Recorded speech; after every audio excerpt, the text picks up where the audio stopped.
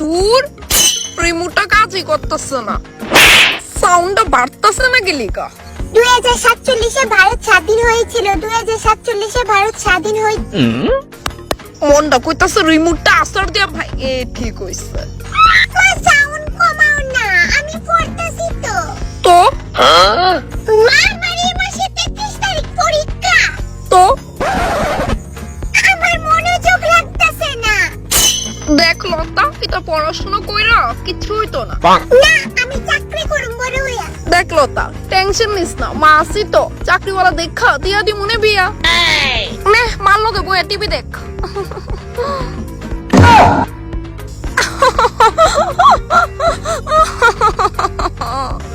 হ্যাঁ জানো, আমি তো কোন বেলায় রেডি হইয়া বাইরে দাঁড়ায় রয়েছি তার লিগা, তাই এখনো রেডি হইতাছে।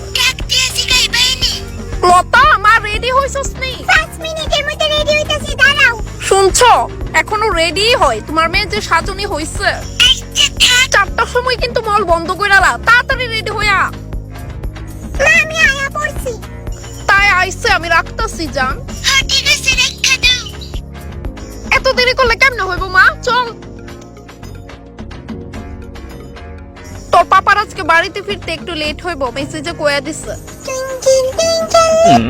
মা, ওই দেখো, ওই না একটা বেটা আইসক্রিম বেচতেছে। আমি আইসক্রিম খামু, প্লিজ মা। খাইতে লোক তোমার আইসক্রিম, তুমি কি জানো আইসক্রিম দেরি চল দিয়ে যাবে না? লতা, পাপা আয়া পড়ছে, কই তুমি? পাপা আইছে, আমার জান আইছে। আয়ো মা, কোলে আয়ো, অনেক মিস করছি তোমারে, আয়ো। হ ঠিক হই আছে, আমি তো উইরা আয়া জুইরা বইছি, এলিগা আমারে কারোর চোখেই পড়ে না। মা লতিকা, কি হইছে তোমার? বাড়িতে আইলি তুমি সবাই আগে তাইরে ডাক দো, আমার তো মোটেও মিস করো না তুমি। এত বড় বুন্নি বেডি ইতা কিতা করে? Oh no!